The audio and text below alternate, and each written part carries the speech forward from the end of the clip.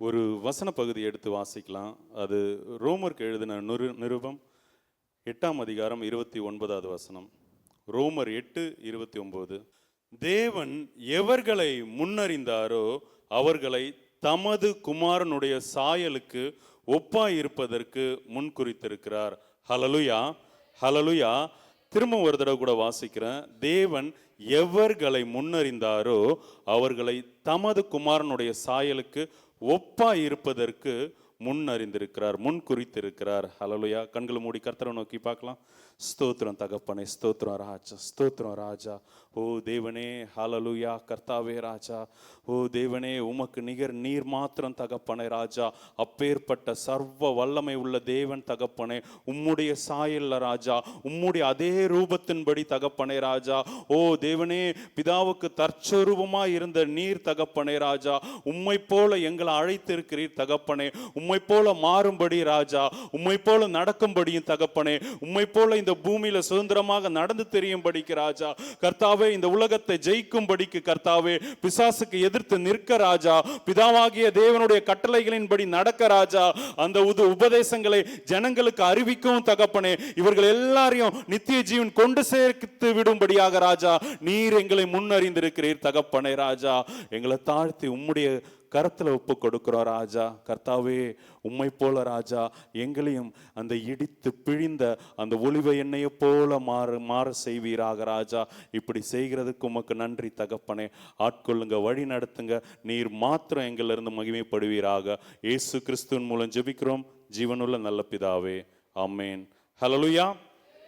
அந்த 40 நாள் பிசாசினால சோதிக்கப்படுறதுக்கு தேவ ஆவியானவரால் கொண்டு சென்ற பின்பு அவர் என்ன பண்றாருன்னா, அப்படியே தொடர்ந்து வாசிக்கும் போது 17வது வசனம் சொல்லுது, அது முதல், ஹல்லேலூயா, அது முதல் இயேசு மனம் திரும்புங்கள், பரலோக ராஜ்யம் சமீபித்திருக்கிறது என்று பிரசங்கிக்க தொடங்கினார். ஹல்லேலூயா. என்ன பண்றாரு இவர்? பிரசங்கம் பண்றாரு. பிசாசனால சோதிக்கப்பட்டு அதில் ஜெயிச்சதுக்கு அப்புறம் தூதர்கள்லாம் வந்து பணிவிட செய்கிறாங்க. அதுக்கப்புறம் அவர் என்ன பண்ணுறாரு? பிரசங்கம் பண்ணுறாரு. ஹல்லேலூயா. அதை தொடர்ந்து அப்படியே நீங்கள் வாசிச்சுட்டு வரும்போது 23வது வசனம் சொல்லுது, பின்பு இயேசு கலிலேயா எங்கும் சுற்றி நடந்து அவர்களுடைய ஜெப ஆலயங்களில் உபதேசித்து, எப்படி ஜெப ஆலயத்தில் அவர் உபதேசிக்கிறாராம், அப்படி ராஜ்யத்தின் சுவிசேஷத்தை பிரசங்கித்து அப்படின்ட்டு வருது. அப்போ சைமல்டேனியஸா அவர் பிரசங்கமும் பண்றாரு, உபதேசமும் பண்றாரு. அப்போ பிரசங்கம்னா என்ன, உபதேசம்னா என்ன, பிரசங்கத்தை நாம எப்படி செய்யணும்? ஹல்லேலூயா. பிரசங்கனா என்ன, அதை எப்படி செய்யணும்னு பார்க்க போகிறோம். அதுக்கு என்ன குவாலிஃபிகேஷன் வேணும், எங்கெல்லாம் இருந்து நம்ம வந்து பிரசங்கம் பண்ணலாம். அதே மாதிரி உபதேசம், இதை எங்கேருந்து பண்ணணும், அதை யார் பண்ணணும், எப்படி இருந்து பண்ணணும் அப்படிங்கிறத, இந்த 2 விஷயத்தை நாம் இன்னைக்கு பார்க்க போகிறோம். ஏன்னா நாம் கிறிஸ்துவ போல மாறணும்னா கண்டிப்பாக இந்த சுபாவம், அதாவது பிரசங்கமும் பண்ண தெரிஞ்சிருக்கணும், உபதேசமும் பண்ண தெரிஞ்சு இருக்கணும். இது நார்மலாகவே நமக்குள்ளே வந்து வரும். ஹல்லேலூயா. இப்போ பிரசங்கம்னா என்ன அப்படின்னா, அறிவிக்கிறது, அனௌன்ஸ்மெண்ட்டு, எப்படி வேணால் எடுத்துக்கலாம். ஒரு அறிவிப்பு, ஒரு அனௌன்ஸ்மெண்ட்டு, இல்லை நம்ம ஸ்கூல்லலாம் அந்த பேசுவோம்ல, மேடை பேச்சு கூட சொல்லலாம், சொற்பொழிவு, இது எல்லாமே பிரசங்கத்துக்கு கீழே வரும். ஹல்லேலூயா. இப்போ உபதேசம்னா என்ன, இதெல்லாம் எழுதிட்டீங்க தானே? அறிவிப்பு, அனௌன்ஸ்மெண்ட்டு, சொற்பொழிவு, இது எல்லாமே வந்து பிரசங்கம். உபதேசம்னா அது டீச்சிங்னா போதிக்கிறது, போதித்தல், கற்பித்தல், சொல்லி கொடுக்கறது. அதுக்கு எப்படியோ உங்களுக்கு புரிகிற மாதிரி எழுதிக்கோங்க உபதேசம்னா. இப்போ எதை பிரசங்கிக்கலாம், எதை பிரசங்கிப்பாங்கன்னா மெயினாக சுவிசேஷத்தை தான் வந்து கிறிஸ்தவர்கள் நாம் எதை பிரசங்கிக்கணும்னா சுவிசேஷத்தை தான் மெயினாக பிரசங்கிக்கணும். அதுக்கு இணையாக உள்ளதையும் நான் வந்து சொல்கிறேன். ஃபஸ்ட்டு சுவிசேஷத்தை பிரசங்கிக்கணும் இல்லையா? சுவிசேஷம்னா என்ன? சுவிசேஷம்னா என்னன்னா, சிம்பிளாக சொல்கிறேன், 5 விஷயம் இருக்குது. அதில் 5 மெயின் காரியங்கள் இருக்குது. ஒன்று, தேவனுடைய குமாரன் மனுஷ ரூபத்தில் பூமியில் பிறந்தார், பார்ன் அப்படி போட்டுக்கோங்க. 2வது, இந்த பூமியில் வாழ்ந்தார். 3வது, மரித்தார். நாலாவது உயிர் தெழுந்தார், அஞ்சாவது திரும்பவும் வருவார். மனுஷகுமாரன் பூமியில பிறந்தாரு, வாழ்ந்தாரு, மரித்தாரு, உயிர் தெழுந்தாரு, மீண்டும் வருவார். ஹல்லேலூயா. இதை சுருக்கி ஒரு வார்த்தையில் எனக்கு பிடிச்ச ஒரு வார்த்தை சொன்னால் அது யோவான் எழுதின சுவிசேஷத்தில் அழகாக இருக்கும். உலகத்தின் பாவத்தை சுமந்து தீர்க்கிற தேவ ஆட்டுக்குட்டி. சுமந்து தீர்க்கிற, அப்போ நம்மளுடைய பாவத்தை எல்லாத்தையும் சுமந்து, அந்த பாவத்தை நாம் சுமக்க தேவையில்லை, அவர் சுமந்துட்டார், அதை கழுவி விட்டுட்டார். அப்படி அதை கூட நீங்கள் வேணால் ப்ராக்கெட்டில் வந்து வசன குறிப்போடு நீங்கள் போட்டுக்கலாம். ஹல்லேலூயா. அப்போது இதுதான் இந்த சுவிசேஷத்தில் இந்த 5 விஷயம் கண்டிப்பாக இருக்கும். இன்னும் நீங்கள் ஸ்பிரிச்சுவலாக பார்க்கும்போது யோவான் 10வது அதிகாரத்தில் இருக்கும், பரிசுத்த ஆவியானவர் அவர் பாவத்தை குறித்து, நீதியை குறித்து, நியாய தீர்ப்பை குறித்து உலகத்தை கண்டித்து உணர்த்துவார்னு. அப்போது சுவிசேஷத்தில் இந்த 3 காரியமும் கூட அடங்கி இருக்கும். பாவத்தை குறித்து, நீதியை குறித்து, நியாய தீர்ப்பை குறித்து. நீங்கள் இது 3 போட்டால் போதும்.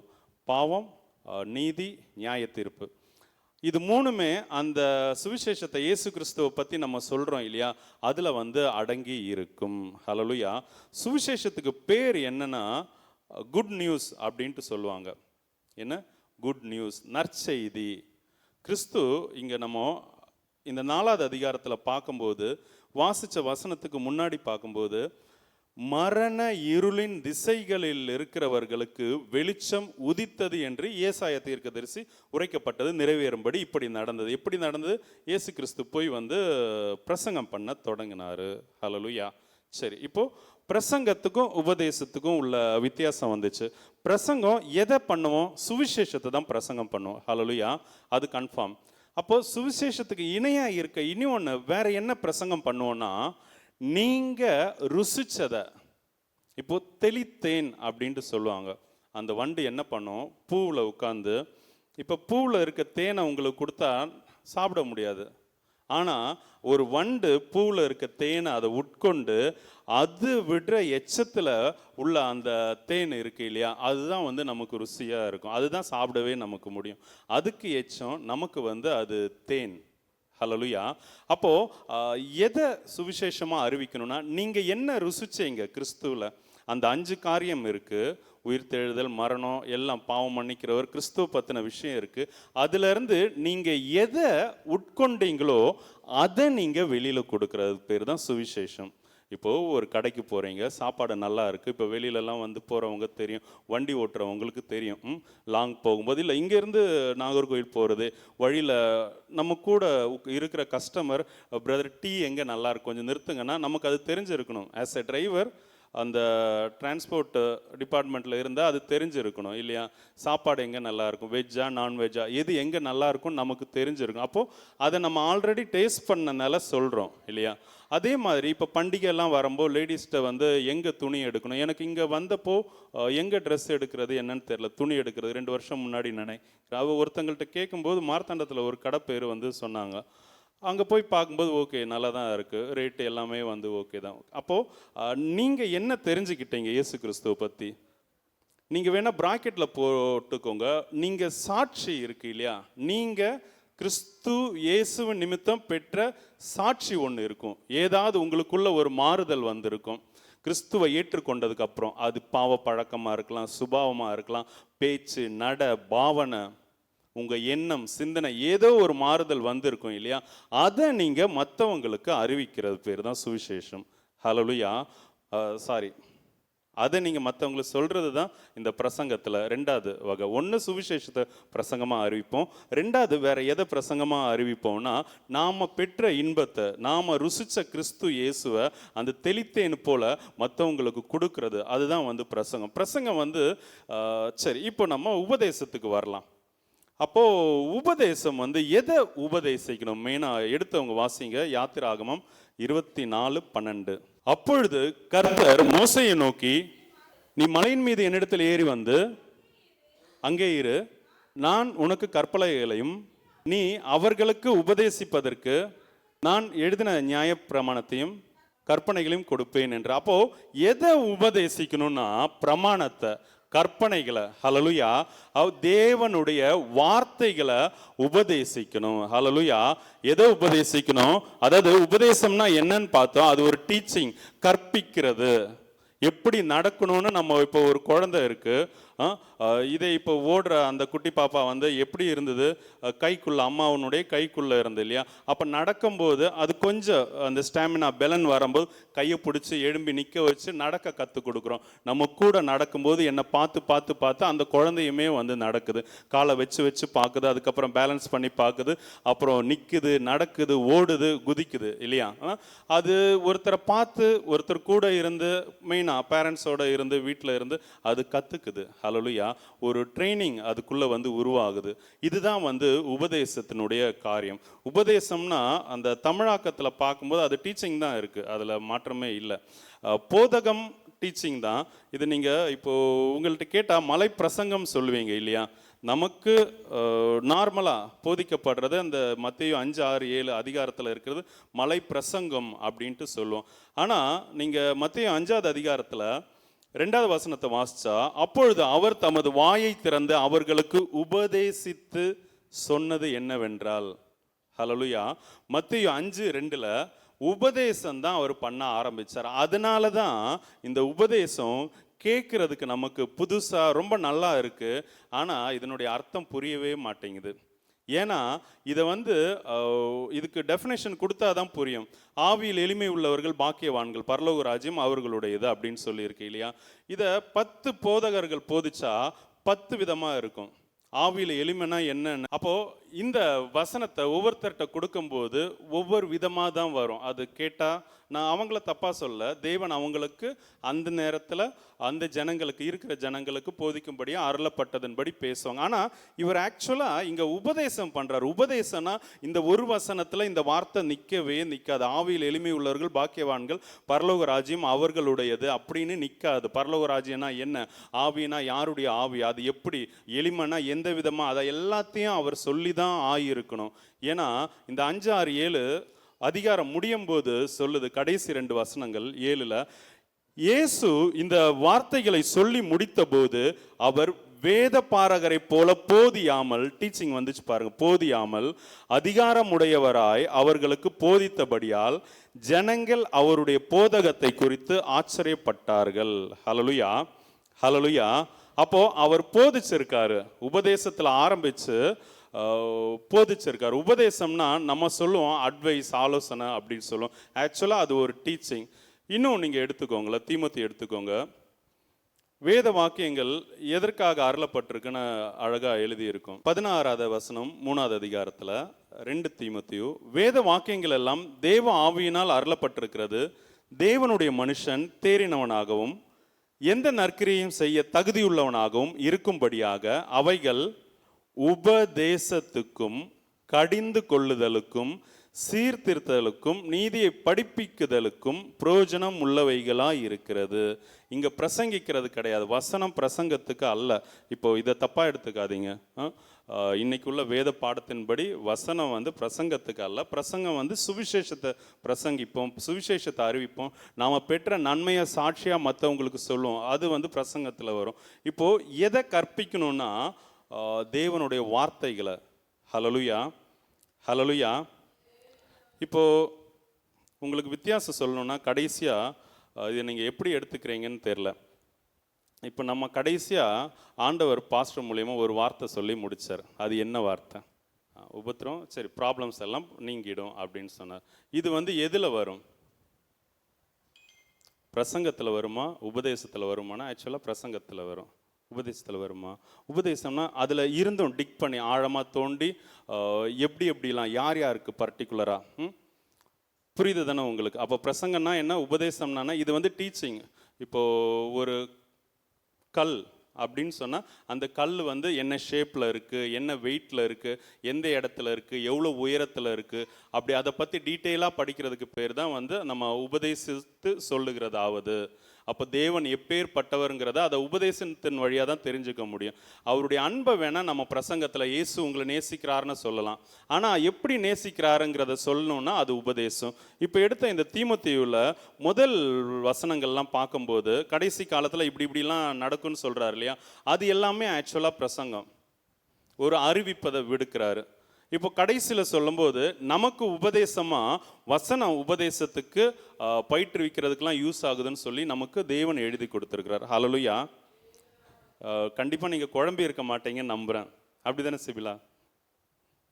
அவள் உடனே குனிஞ்சிட்டா, அடுத்து ஏதோ இந்த அண்ணன் கேள்வி கேட்க போகிறாங்கன்ட்டு. ஹல்லேலூயா. சரி, அப்போது உபதேசம்னா என்ன, பிரசங்கம்னா என்னங்கிறத நீங்கள் பார்த்துட்டீங்க தானே வித்தியாசம். அதுலேருந்து கொஸ்டின் வரும்போது கரெக்டாக எழுதுவீங்கன்னு நான் நம்புகிறேன். சரி, இப்போ அடுத்து எதை பிரசங்கம் பண்ணணுங்கிறதையும் நம்ம பார்த்துட்டோம். அப்போ இங்கே உபதேசம் எதை செய்யணுங்கிறதையும் நம்ம பார்த்துட்டோம். சிம்பிளாக நான் சொன்ன தேவனுடைய வார்த்தைகள் அப்படின்ட்டு. எஸ்ரா எடுத்துக்கோங்களேன், 7ஆவது அதிகாரம் 10ஆவது வசனத்தை வாசிங்க. அப்போது வேதத்தை ஆராய்ஞ்சு அதில் இருக்கிறதெல்லாம் ஜனங்களுக்கு கற்பிக்கும்படிக்கு அவருடைய எஸ்ரா தன்னுடைய இருதயத்தை வந்து ஆயத்தப்படுத்துகிறார். ஓகே, அதுக்கு ரெடி ஆக்குறார். அப்போது இது எல்லாமே வந்து உபதேசத்தின் கீழே வருது இல்லையா. இப்போது ஒரு ஆலயத்தை கட்டணும், அதை வந்து நீங்கள் இப்படிலாம் கட்டுங்கன்னு பிரசங்கம் பண்ணால் சரி வராது. அதை உபதேசித்து சொல்லணும், அதாவது போதிக்கணும். இத்தனை அடி நீளம், இத்தனை அடி அகலம், இப்படி வரணும்னு சொல்லிட்டு. இப்போ தாவீதுட்ட கொடுக்குறாரு இல்லையா, தேவாலயத்தை எப்படி கட்டணும்.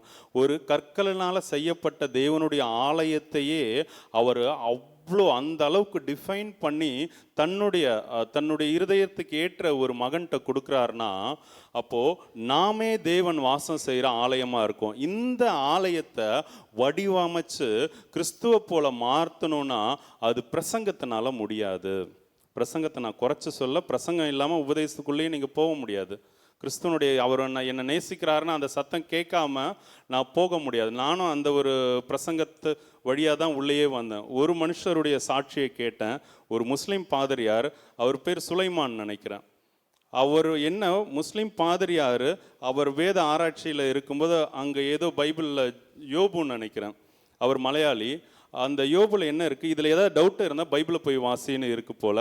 அவர் பைபிளை வாசித்தார். அதுக்கப்புறம் அவர் ஒரு அவர் மதத்தை பின்பற்றி இருக்கிறார். அவருடைய பேர் ஏதோ ஒன்று, முன்னாடி சுலைமான், இப்போது மரியோ ஜோசப் நினைக்கிறேன். அந்த ஒரு சாட்சியை கேட்டு அவரை நேரில் போய் பார்த்து நடந்த சம்பவத்தை அறிஞ்சிக்கிட்டு, இப்போ நான் கொஞ்சம் அந்த ரிசர்ச் பண்ணி எதையும் உடனே நம்ப மாட்டேன், அப்படிப்பட்ட ஒரு சுபம். அதனால வந்து நேரில் போய் பார்த்து அதை தெரிஞ்சுக்கிட்டு, அப்போது நிஜமாவே தேவன் ஒருத்தர் இருக்கார், அவரால் எல்லாம் செய்ய முடியுங்கிறத தெரிஞ்சுக்கிட்டு தேட ஆரம்பித்தேன். ஹல்லேலூயா. 2009 அந்த சாட்சியை கேட்டு வெளியே வரும்போதே தேவன் என்ன 2009 அபிஷேகம் தேவனால் அபிஷேகம் பண்ணப்பட்டேன், அவரால் அழைக்கப்பட்டேன், முன்குறிக்கப்பட்டேன், தெரிந்து கொள்ளப்பட்டேன். ஆனால் என்னுடைய பின்மாற்றத்தினால நான் வழி விலகி போனேன். திரும்பவும் ஆண்டவர் என்னை விழாதபடிக்கு ஒய்ஃப் மூலியமாக நிறைய காரியங்கள் செஞ்சு என்னை திரும்பவும் அவர் தூக்கி எடுத்திருக்கார். ஹல்லேலூயா. இதை நான் சொல்கிறது பிரசங்கம், புரியுதா?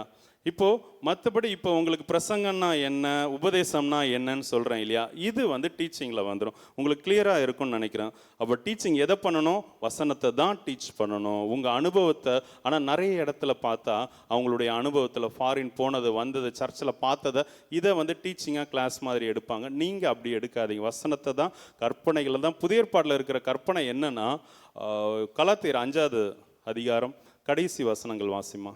கலாத்தியர் 5 அந்த ஆவியின் கனி சொல்லி முடிச்சுட்டு, இப்படிப்பட்டவைகளுக்கு விரோதமான பிரமாணம் ஒன்றும் இல்லை. அப்போ புதிய ஏற்பாட்டினுடைய பிரமாணம் என்ன, ஆவியின் கனி. ஆவியினால தான் மாம்சத்தை ஜெயிக்க முடியும், ஆவியில தான் மாம்ச கிரியையை அழிக்க முடியும். நீங்கள் உலகத்தை ஜெயிக்கணும்னா ஆவியினால ஆவியினால ஆவியினால.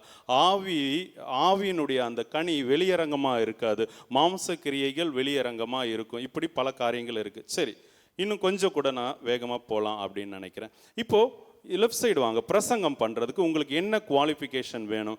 ஆல்ரெடி நான் இன்ட்ரடக்ஷனில் சொன்ன மாதிரி நீங்கள் கிறிஸ்துவை ருசிச்சிருக்கணும். கிறிஸ்துவனுடைய அன்பை நீங்கள் ருசிச்சிருந்தீங்கன்னா நீங்கள் எங்கே வேணால் பிரசங்கம் பண்ணலாம். எங்கே பிரசங்கம் பண்ணான்னா எங்கே வேணால் நீங்கள் பிரசங்கம் பண்ணலாம். இப்போ உபதேசம் நீங்கள் பண்ணுறதுக்கு அதுக்கு குவாலிஃபிகேஷன் என்னென்னா, உபாகமம் எடுத்துக்கோங்க, 4ஆவது அதிகாரம் 35 36 வாசிங்க, நோட் பண்ணிக்கோங்க, இல்லைன்னா அப்புறம் கூட போய் வாசிங்க. நாம் உபதேசிக்கணும்னா, நாம் மற்றவங்களுக்கு உபதேசிக்கணும்னா முதல்ல நாம் தேவனிடத்திலிருந்து அந்த வார்த்தையை கேட்டு இருக்கணும். ஹல்லேலூயா, ஹல்லேலூயா. யார்கிட்ட? தேவனிடத்திலிருந்து நம்மளுடைய செவிகள் வழியாக நம்ம ஆவியில் அந்த வார்த்தையை கேட்டு இருக்கணும். என்ன உபதேசிக்கிறோமோ அதை தேவனுடைய வார்த்தையை கேட்கணுன்னா நமக்குள்ள ஒரு பரிசுத்தம் வேணும். இன்றைக்கும் நாளைக்கும் உங்களை ஜனங்களை பரிசுத்தமாக்கி கொள்ளுங்க, நாளை மறுநாள் ஆண்டவர் பேசுவார்னு சொல்கிறார் இல்லையா? அப்போது பரிசுத்தம் வேணும். உபதேசம் நாம் மற்றவங்களுக்கு பண்ணணும்னா முதல்ல பரிசுத்தம் வேணும். ரெண்டாவது தேவனுடைய சத்தத்தை நம்ம கேட்கணும். இப்போ உங்கள்கிட்ட இன்றைய தினத்தில் ஆண்டவர் உங்கள் கூட என்ன பேசினார்னு கேட்டால் நீங்கள் சொல்லுவீங்க. நிறைய பேர் அப்போ ஞானத்தில் தேர்ந்த பலர் உங்களால் சொல்ல முடியும். என்ன சொல்லுவீங்கன்னா, காலையிலே வாட்ஸ்அப்பில் ஒரு மெசேஜ் பார்த்தேன், அந்த மெசேஜின் வழியாக பேசினார். ஒரு ஷார்ட்ஸ் பார்த்தேன், ஒரு ரீல்ஸ் பார்த்தேன், இதன் வழியாக பேசினார். இல்லை கேலண்டரில் எழுதி இருந்தது, இதை பார்த்து இதன் வழியாக என்கிட்ட பேசினார் அப்படின்ட்டு. இப்படி தான் பலருமே சொல்கிறாங்க. இன்னைக்கு தேவன் என்ன உங்கள் கூட பேசினார் அப்படின்ட்டா நம்ம மதிக்கெட்ட ஜனமாக இருக்கக்கூடாது இல்லையா? இது எல்லாம் ஒரு என்ன சொல்கிற பிரசங்கத்தில் ஒரு வகை தான். நீங்கள் எப்படியாவது தேவ அன்புக்குள்ளே வரணும். தேவன் உங்களுக்குள்ளே தானே வாசமாக இருக்கார். அவர் உங்களுக்குள்ளே பேசணும் இல்லையா? நீங்கள் அந்த சத்தத்தை கேட்கணும் இல்லையா? நீங்கள் தானே அவருடைய ஆலயம். அதுக்கு தீவிரீங்க. அப்போது அதான் இப்போ என்ன சொல்ல வந்தேன்னா, நீங்கள் உபதேசிக்கணும்னா ஃபஸ்ட்டு உங்களுக்குள்ள ஒரு பரிசுத்தம் இருக்கணும். நீங்கள் தேவ சத்தத்தை கேட்காம உபதேசத்துக்கு பக்கம் போயிடாதீங்க. எந்த சபையிலையோ எந்த மெசேஜிலோ ஏறிடாதீங்க. உங்களுக்கு கிருபையாக அளிக்கப்படும் இந்த கூடுகைகள்லாம் பேசுகிறதுக்கு. இப்போ ஊழியர் உங்களை ஊக்குவிச்சு உங்களை கொண்டு வருவாங்க, அதை பிடிச்சிக்கோங்க. கண்டிப்பாக ஆண்டவர் பேசுவார், அதை நீங்கள் உணருங்க. ஹல்லேலூயா. இப்போ அடுத்து, இப்போது பரிசுத்தமாக இருந்தாச்சு, ஆண்டவர் பேசுகிறத கேட்டாச்சு. மூணாவது என்ன? அவர் பேசுகிறது முதல்ல என்கிட்ட பேசுகிறாருன்னா அது எனக்கு தான் பேசுவார், உங்களுக்கு பேசவே மாட்டார். அவர் என்கிட்ட பேசுவார், நான் அதன்படி மாறணும். ஃபஸ்ட்டு நான் மாறினதுக்கு அப்புறமா நான் அதை மற்றவங்களுக்கு சொல்லணும். ஹல்லேலூயா. நான் எப்படி மாறினேன் அதெல்லாம் அவர் கற்பிப்பார், அவர் போதிப்பார். அவர் நல்ல என்ன சொல்கிறார், அவர் ஒரு நல்ல போதகர். ஆக்சுவலாக பிதாவாகிய தேவன் அவ்வளோ அழகாக ஆவியானவர் வழியாக நமக்கு சொல்லி கொடுப்பார். அப்போ நமக்கு கற்பிக்கிற அந்த ஒவ்வொரு ஸ்டெப்பின் படி நாம் மற்றவங்களுக்கு சொல்லணும். நாம் மாறினதுக்கு அப்புறம். ஹல்லேலூயா, ஹல்லேலூயா. சரி, அப்போது நமக்கு உபதேசம் பண்ணணும்னா இவ்வளோ குவாலிஃபிகேஷன் தேவைப்படுது. ஆனால் பிரசங்கம் பண்ணுறதுக்கு தேவை இல்லை. எங்கே பிரசங்கம் பண்ணலாம்? எங்கே வேணால் பிரசங்கம் பண்ணலாம். இப்போ உபதேசம் நீங்கள் எங்கே பண்ணலாம்? இப்போ ஒரு சில வசனங்கள் யாராச்சும் கொஞ்சம் எடுத்து வாசிக்கலாம். இயேசு கிறிஸ்து எங்கெல்லாம் பிரசங்கம் பண்ணாருங்கிறதுக்கு உண்டான அத்தாட்சி. அதிகமாக அவர் பிரசங்கம் பண்ணது ஜப ஆலயத்தில், சினகான்னு சொல்லுவோம் இல்லையா? ஜப ஆலயத்துக்கு பேர் சினகா. அதில் தான் அவர் டீச் பண்ணார், அதாவது உபதேசித்தார். மத்தேயு 9:32 நம்ம வாசித்த 4:23 வாசித்தோம், அவர் ஜப ஆலயங்களில் உபதேசித்துன்னு. இப்போ மத்தேயு 9:35 அந்த வார்த்தையை மட்டும் வாசித்தாலே போதும். ஜப ஆலயங்களில் உபதேசித்து. மத்தேயு 13:54 மத்தேயு 13:54 அவர்களுடைய ஜெப ஆலயத்திலே அவர்களுக்கு உபதேசம் பண்ணி. அடுத்து 21:23 அவர் தேவாலயத்தில் உபதேசம் பண்ணுகையில். அப்போ இது எல்லாமே தேவ ஆலயத்தில் தான் உபதேசம் பண்ணுறாரு. அது மத்தேயு 26:55 வாசிங்களா? 26:55 அவர் பிடிக்க வரும்போது சொல்கிறாரு, கல்லணை பிடிக்க வர மாதிரி தடி அது இதெல்லாம் எடுத்துகிட்டு வரீங்களே, தினந்தோறும் நான் உங்கள் நடுவில் உட்கார்ந்து தேவ ஆலயத்தில் உபதேசித்து. அப்படி தானம்மா உபதேசம் பண்ணுறாரு. எங்கே அப்போ உபதேசிக்கணும்? நீங்கள் எங்கே தேவனுடைய வார்த்தையை சொல்லி கொடுக்கணும்னா தேவ ஆலயத்தில் தான், அதாவது ஜெப ஆலயம். ஹல்லேலூயா. இப்போது அதனுடைய இன்னொரு பகுதி இருக்குது, நாம தான் தேவனுடைய ஆலயம். நீங்கள் நிஜமாகவே நீங்கள் தேவனால் ஆளுகை செய்யப்பட்டு நீங்கள் இரவும் பகலும் தேவனுடைய காரியம் அல்லாமல் வேறு எதுவுமே செய்யலைன்னா நீங்கள் எங்கே இருந்து வேணா உபதேசிக்கலாம். ஹல்லேலூயா. அது இல்லாத பட்சத்தில் உங்களுக்கு நலமாக ஒரு ஆலோசனை சொல்கிறேன். இப்போது உங்கள் எல்லாருக்கும் பிடிச்ச புதிய ஏற்பாடில் பவுலுங்கிற நபரை எல்லாருக்கும் பிடிக்குது. அவர் மூலியமாக ஆண்டவர் கொடுத்த வசனங்கள். அவரே என்ன சொல்கிறாரு, நீங்கள் போதகர் ஆகாத இருக்கிறது நல்லது அப்படின்ட்டு இல்லையா? அப்போது நீங்கள் வெளியில் இந்த போதகம் பண்ணுறதுக்கு போகாமல் நீங்கள் ஜெப ஆலயத்தில் வர சொல்லுங்கள். ஒரு சகோதரி இருக்காங்கன்னு வச்சுக்கோங்க, நீ வான்னு சொல்லிட்டு இங்கே கூட்டிகிட்டு வாங்க, இங்கே கூட்டிகிட்டு வந்துட்டு நீங்கள் பேசுங்க. பேசிட்டு அவங்க நமக்கு ஒரு சில காரியங்கள் ஆவியானவர் எடுத்து கொடுக்காம இருக்கும்போது அப்போ நீங்கள் பாஸ்டர்கிட்ட வந்து போங்க. பாஸ்டர், இந்த மாதிரி பாஸ்டர் அவங்க இது கேட்டாங்க, நான் இது சொன்னேன், இந்த காரியத்துக்கு எனக்கு தெரியல, நீங்கள் வந்து ஜெபம் பண்ணுங்க சொல்லும்போது அப்போது நீங்களும் அதை தெரிஞ்சுக்கலாம். அதனால் தவறாக நீங்கள் அப்படி போயிடாதீங்க. அந்த பிரசங்கத்தையும் உபதேசத்தையும் போட்டு குழப்பிக்காதீங்க. இப்போது இன்னும் ஈஸியாக சொல்கிறேன். பிரசங்கம் வந்து புதுசாக இருக்கிற இயேசுவை ஏற்றுக்கொள்கிறவங்களுக்கு தான் பிரசங்கம். பாக்கி நமக்கெல்லாம் பிரசங்கம் தேவையில்லை. ஆனால் சபை பண்ணுற பெரிய பெரிய பெரிய பெரிய தப்பு என்னென்னா, எவாஞ்சலிஸ்ட் எல்லாம் சபைக்குள்ளே கூப்பிட்டு வந்து பிரசங்கம் பண்ண விட்டுருவாங்க. அவங்க இதை தான் பாவத்தை குறித்து, நீதியை குறித்து, நியாய தீர்ப்பை குறித்து பிரசங்கம் பண்ணுவாங்க. நான் சொன்னேன் இல்லை, இயேசு பிறந்தார், வந்தார், எல்லாத்தையும் பார்த்துப்பார், அப்படி இப்படி அந்த காரியங்கள் தான் வரும். இதெல்லாம் நம்ம தெரிஞ்சு தான் இயேசு கிறிஸ்துவை ஏற்றுக்கொண்டு இருக்கோம். அப்போ நமக்கு இப்போ என்ன, நம்மளால் மாற முடியல. இந்த சரீரத்தில் இந்த ஆத்துமால மண் ஒட்டிகிட்டு இருக்கு, அது எப்படி போகணும், இதை பயிற்றுவிக்கிற ஒரு போதகர் தான் வேணும் இல்லையா? என்னால் முடியல பிரதர், அது வந்து ஆனால் போகணும், நான் வாஞ்சிக்கிறேன், என்னால் முடியல, ஒவ்வொரு நாளும் என்னால் காலை தூக்கி வைக்கிறேன் ஆனால் வைக்க முடியல. அப்போ அதை சொல்லி கொடுக்குறாதான் நமக்கு போதகர் தான் வேணும் சபையில். கடைசியில் அந்த அழைப்பில் இருக்கும் 4வது அதிகாரம் எபேசியரில், மெய்ப்பரும் போதகரும் மைண்டு. ஹல்லேலூயா. எடுக்க வேணாம். அந்த ஃபுல் டைம் மினிஸ்ட்ரி 5 அழைப்பில் 1 மெய்ப்பர் வந்து மஸ்ட் பி எ டீச்சர் அப்படின்ட்டு பாஸ்டர் பாஸ்டருடைய அப்பா சொல்லி கொடுத்தது பாஸ்டர் அழகாக சொல்லுவாங்க. அது ரொம்ப முக்கியம். ஒரு டீச்சர் தான் வந்து சபையில் இருக்கணும். அவங்க அப்போது நான் இவ்வளோ காரியம் சொன்னேன் இல்லையா, குவாலிஃபிகேஷன் உபதேசம் பண்ணுறதுக்கு. இதில் ஒரு முக்கியமான விஷயம், அதை நீங்கள் இம்பார்ட்டன்ட்னு போட்டு நீங்கள் ரவுண்ட் பண்ணிக்கோங்க. என்னென்னா, நீங்கள் வேதத்தை அறிஞ்சிருக்கணும். இயேசு கிறிஸ்து அவருடைய சிறு வயதிலிருந்து வேதத்தில் அவர் கிடைக்கிற சந்தர்ப்பத்தில் எல்லாம் கற்று தேரும்படிக்கு போய் வேத பாரகரோட, தேவாலயத்தில் இருக்க தலைவர்களோடு இருந்து பேசுகிறார், பார்க்குறோம் இல்லையா? அப்போது இன்னும் சொன்னால் தேவனோடைய அவர் அப்படியே இணைஞ்சு பின்னி படைஞ்சு இருக்கார். நீங்கள் வேத வசனத்தில் தேராமல் உங்களுக்கு கொஞ்சம் தெரிஞ்சுக்கிட்டு உங்களுக்கு தெரிஞ்சதை வச்சு உபதேசம் பண்ண போகாதீங்க. என்ன ஆகும், உங்களுக்கு அது அப்படியே வந்து ரிஃப்ளெக்ட் ஆகும். உங்கள் மேலே உங்கள் நெஞ்சில் இடி விழுந்த மாதிரி இருக்கும். உங்களுக்கு ஏன் நீங்கள் படுக்கையில் ஆனீங்கன்னு தெரியாது, ஏன் உங்களுக்கு முன்னேற்றம் இல்லைன்னு தெரியாது, ஏன் உங்கள் வீட்டில் காசு இல்லைன்னு தெரியாது. ஆண்டவர் அனுமதிக்காமல், அவர் உங்களுக்கு அதிகாரம் கொடுக்காம நீங்கள் யார்கிட்டையாவது வந்து போய் இதை சொல்லி இருப்பீங்க, வசனத்தை நீங்கள் எல்லாம் தெரிஞ்ச மாதிரி. புரியுதா? இது வந்து அழிவையே உண்டு பண்ணும். தேவன் அப்பேற்பட்டவர். அவருடைய மகிமை வேற ஒருத்தருக்கும் கொடுக்க மாட்டார். நாம் பரிசுத்தம் இல்லாமல் இதை நம்ம செய்யவே முடியாது. எடுத்துக்கலாம், மத்தேயு 10வது அதிகாரம் 7வது வசனம். மத்தேயு 10வது அதிகாரத்தில் என்ன இருக்குன்னா, சீஷர்களை வந்து அவர் அனுப்புவார் இஸ்ரேல் ஜனங்களுக்குள்ள. 7வது வசனம் என்ன சொல்லுதுன்னா, பிரசங்கிக்க சொல்லி தான் அனுப்புகிறாரு. ஹல்லேலூயா.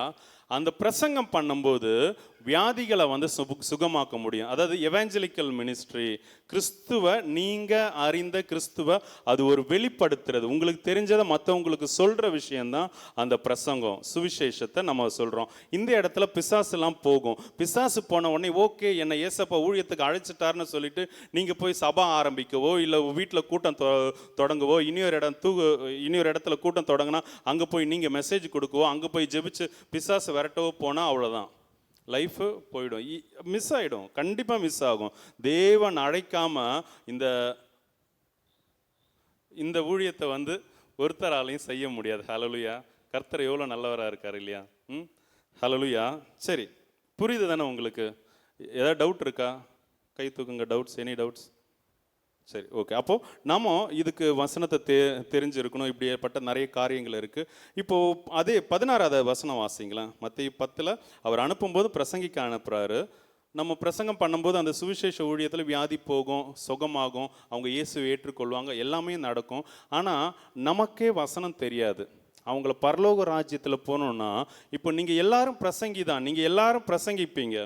காலத்தை பார்த்தா போதகராக இருக்க வேண்டிய நீங்கள் இன்னும் பால் உண்ணுகிற பிரசங்கியாக தான் இருக்கீங்க. நீங்கள் அறிஞ்ச கிறிஸ்துவ உங்களால் வந்து மணிக்கணக்காக பேச முடியும். ஆனால் உபதேசிக்க நீங்கள் கற்றுக்கோங்க. அதை கேளுங்க. ஆண்டவரே உங்களை போல சொல்லி கொடுக்கணும், உங்களை போல நான் மற்றவங்களுக்கு கற்றுக் கொடுக்கணும்னு சொல்லி அந்த வரத்தை கேளுங்க. ஞானத்தை போதிக்கிற வரம் இருக்குது, அறிவை உணர்த்துகிற வரம் இருக்குது. இதெல்லாம் டீச்சிங்கில் தான் வரும். ஒரு டீச்சருக்கு தான் இந்த 2 வரம் இல்லாமல், இந்த வரம் எந்த மனுஷனில் கிரியை செய்யலையோ அந்த மனுஷன் டீச்சராக இருக்க முடியாது. ஒரு போதகனுக்கு ஞானத்தை போதிக்கிற வரமும் அறிவை உணர்த்துகிற வரமும் இல்லாமல் அந்த மனுஷனால் ஒரு டீச்சராக இருக்க முடியாது. முதல்ல அவர் ஃபஸ்ட்டு ப்ரிஃபரன்ஸ் கொடுக்குறதே அதுக்கு தான், டீச்சிங்க்கு தான். 9 வரம், விசுவாசம், தீர்க்க தரிசனம், எல்லாரும் விரும்புகிற தீர்க்க தரிசனம், அந்நிய பாஷை இல்லை, அது பற்பல பாஷைகள். இது எல்லாம் இருந்தாலும் முதல்ல புரியுதா உங்களுக்கு? அப்போ நீங்கள் அதை கற்றுக் கொடுக்குற எப்படி நம்ம பகுத்து சொல்லணும்னு சொல்லி நீங்கள் கற்றுக்கோங்க, கேளுங்க, தெரிஞ்சுக்கோங்க. 16வது வசனம் வாசிங்களேன், மத்தேயு 10:16. சர்ப்பங்களைப் போல வினா உள்ளவர்களாகவும் புறாக்களைப் போல கபடற்றவர்களாகவும் இருங்க அப்படின்ட்டு. அப்போது நீங்கள் இன்னும் ஒரு வசனம் கூட நானே சொல்கிறேன். மார்க் 3:14-15 அவர் சீஷர்களெல்லாம் தெரிஞ்சு கொண்டு அவர்களை அதிகாரப்படுத்துவார். பிரசங்கம் பண்ணுவோம், அவர்களை அதிகாரப்படுத்துவார். தேவ அதிகாரம் இல்லாமல் பிரசங்கமே பண்ண முடியாது. புரியுதா உங்களுக்கு? சுவிசேஷம் அறிவிக்கலாம், இயேசு கிறிஸ்துவனுடைய அன்பை பக்கத்து வீட்டுக்காரங்களை பார்த்து ஒன்றும் கவலைப்படாத, நானும் இப்படி தான் ஜுரத்தில் இருக்கும்போது நான் 1 மணி நேரம் ஆண்டவரை துதிச்சேன், அந்த ஜுரத்திலே கை விரைக்க நான் வந்து இயேசு கிறிஸ்துவ மனசார துதிச்சேன், எனக்குள்ளே இருந்த ஜுரம் போச்சு. இது சுவிசேஷம். இதை நீங்கள் சொல்லலாம். நீங்கள் அங்கே பிரசங்கம் கூட பண்ண முடியாது, தேவன் உங்களுக்கு அதிகாரம் கொடுக்காம. ஹல்லேலூயா, ஹல்லேலூயா. அது என்ன அதிகாரம்? நீங்கள் அதான் அந்த ஊழிய பாதையில் அந்த இது இருக்கவங்க நீங்கள் தாராளமாக பாஸ்டர்கிட்ட வந்து கேட்டுக்கோங்க. இந்த மனுஷன் ஏதோ ஒரு அதிகாரம் சொன்னாரே, அது இல்லாமல் பிரசங்கம் கூட பண்ணக்கூடாதுன்ட்டு. ஃபஸ்ட்டு கேட்கும் போதெல்லாம் நல்லா இருந்தது, பிரசங்கம் பண்ணலாம், ஒரு சந்தோஷமாக உற்சாகமாக இருந்தது. கடைசியில் குண்டு தூக்கி போட்டான் இந்த மனுஷன். பிரசங்கம் பண்ணுறதுக்கே இயேசு கிறிஸ்து அதிகாரம் கொடுத்தா தான் பண்ணணும்னு சொல்கிறாங்க அப்படின்ட்டு. அது என்னன்னு கேளுங்க. ஹல்லேலூயா. அதே மாதிரி இந்த 10வது அதிகாரத்தில் பார்த்தோம், லிட்ரலாக அவர் பிரசங்கம் தான் பண்ண சொல்கிறார் இல்லையா, உபதேசிக்க போதிக்க சொல்லலை. அப்போது அந்த பிரசங்கம் பண்ணுறதுக்கே நம்ம எப்படி இருக்கணுமா, மெயினாக அந்த சர்ப்பத்தை போல வினா உள்ளவர்களாக இருக்கணும், புறாவை போல கபடற்றவர்களாக இருக்கணும். கபடற்றனா இந்த உலகம் உங்களை மேற்கொள்ளாதபடிக்கு நீங்கள் உங்களை காத்துக்கொள்ளணும் பரிசுத்தத்தில். சர்ப்பத்தை போல வினா உள்ளதுன்னா நிறைய டிரான்ஸ்லேஷன் அப்படி எடுத்து பார்த்தா, ஒன்று ஞானமாக இருக்கணும், இன்னொன்று கரெக்டாக ஆனால் தமிழில் பார்த்தா புத்தி கூர்மையுடையவர்களாக இருக்கணும். ஹல்லேலூயா, ஹல்லேலூயா. ஏன்னா நீங்கள் எங்கே போகிறீங்க, என்ன நடக்க போகுது ஒன்றுமே உங்களுக்கு தெரியாது. ஏன்னா நீங்கள் சொல்கிறது அது ஜீவனுள்ள வார்த்தைகள், அது பிதாவாக தேவனிடத்திலிருந்து வந்தது. பல ஆயிரங்கள் வருஷத்துக்கு முன்னாடி ஆதியில் உள்ள தேவனிடத்திலிருந்து வந்த வார்த்தையை தான் நீங்கள் பிரசங்கிக்கவோ உபதேசிக்கவோ நீங்கள் சுவிசேஷமாக அறிவிக்கவோ போகிறீங்க. அது உங்களை பழி வாங்காதபடிக்கு நீங்கள் அதை சொல்லணும்னா அதுக்கு கண்டிப்பாக அதிகாரம் வேணும். இங்கே இந்த சர்ப்பத்தை போல வினா உள்ளவர்களாக புத்தி கூர்மை உள்ளவர்களாக இருக்கணும். பண்ணிங்க முன்னாடி போய் முத்த போடக்கூடாது சொல்கிறார் இல்லையா வசனத்தை, அது நம்மளையும் கீறி போட்டுருமா. அப்போது யார்கிட்ட சொல்லணும், எப்படி சொல்லணும்னு இருக்குது. எனக்கு வந்து சுவிசேஷகர்களுடைய மெசேஜ் ரொம்ப பிடிக்கும். அது ரொம்ப லகுவாக இருக்கும். இப்போ 5, 6, 7வது அதிகாரம் மத்தேயுல பார்க்கும்போது அவர் உபதேசிக்கிறது கேட்க ரொம்ப நல்லா இருக்கும். காகங்களை கவனித்து பாருங்கள். வாவ், என்ன ஒரு வார்த்தை, ஈஸியாக புரியுதா? ஆமாம், அது எதுவுமே விதைக்கலை, எதையுமே சேர்த்து வைக்கலாம், ஆனாலும் டெய்லியும் அது சாப்பிடுது, உயிரோடு இருக்குது, குழந்தை பெற்றுக்குது, குட்டி போடுது, குட்டியோ முட்டையோ, ஓகேவா, அதுக்குன்னு கூடு இருக்குது, எல்லாமே இருக்குது. ஆனால் நம்ம ஏன் போய் அலைஞ்சிட்ருக்கோம்? ஈஸியாக முடிஞ்சிச்சு. இது இப்போ நான் அதை இப்போது உபதேசமாக அதை எடுத்து போதிக்கணுன்னா 1/2 மணி நேரம் ஆகும், 2-3 நாள் ஆகும். அந்த ஒரு விஷயத்தை எடுத்து சொல்லணுன்னா. புரியுதா உங்களுக்கு?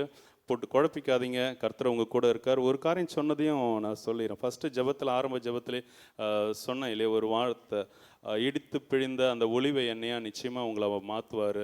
நீங்கள் யாரெல்லாம் வாஞ்சிக்கிறீங்களோ, யாரெல்லாம் உங்களை ஒப்பு கொடுத்துருக்கீங்க, அவங்க ஒவ்வொருத்தரையும் அந்த ஒளிவை எண்ணெய்னா அந்த ஒளிவை கொட்டை வந்து யூஸ் ஆகாது, அது எண்ணெயை கொடுக்கறது வரைக்கும் தான் அது யூஸ் ஆகும். அதுக்கப்புறம் அதை தூக்கி தான் போடுவாங்க இல்லையா.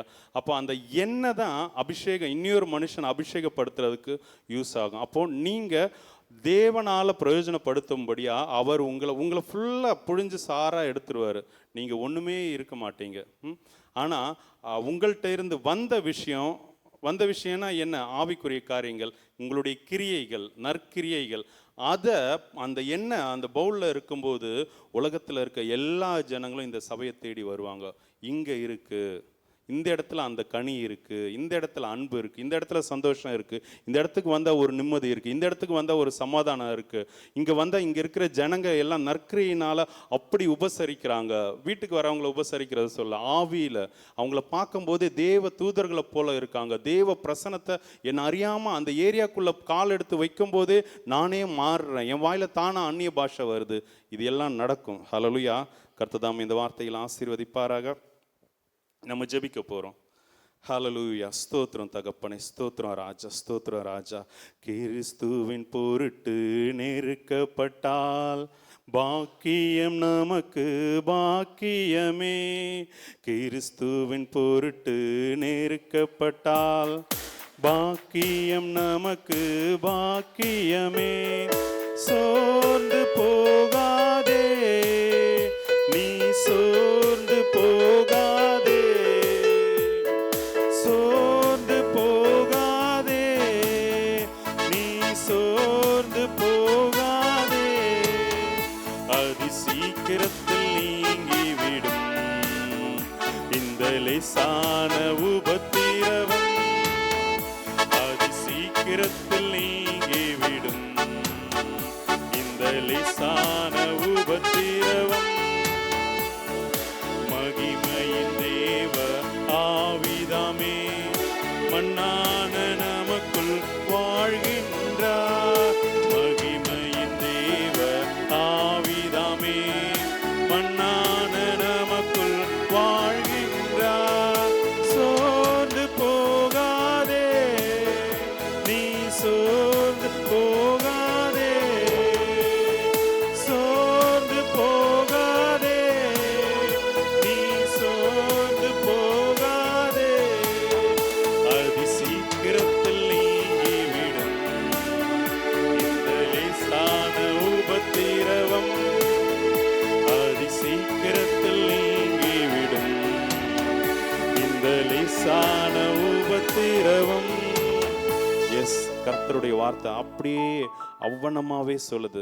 இந்த உபத்திரம், இந்த உபத்திரவத்தை அவர் லேசா பார்க்குறாரு. நீங்கள் தான் அதை பெருசாக எடுத்துக்கிறீங்க. அது ரொம்ப சீக்கிரத்தில், அதி சீக்கிரத்தில், அந்த வார்த்தையை நல்லா கவனித்து பார்த்தீங்கன்னா வெறும் சீக்கிரம் இல்லை, அதி சீக்கிரத்தில் அது விரைவாக உங்களை நோக்கி இருக்கு. இந்த பிரச்சனைகள்ல இருந்து, இந்த கட்டில இருந்து, இந்த வியாதியில இருந்து, வறுமையில இருந்து, எல்லாத்திலிருந்து உங்களை நித்திய ஜீவனை கொண்டு போகிறதுக்கு உண்டான அந்த வாசல் இப்பொழுதே உங்க முன்னாடி திறந்திருக்கு. ஹல்லேலூயா. கர்த்ததாமே இந்த வார்த்தைகளின் வழியாக ஒவ்வொருத்தரையும் ஆசீர்வதித்து தாம் இருக்கிற இடத்துல உங்க எல்லாரையும் கூட்டிட்டு போவாராக. இயேசு கிறிஸ்துவின் மூலம் ஜெபிக்கிறேன் ஜீவனுள்ள நல்ல பிதாவே. ஆமேன், ஆமேன்.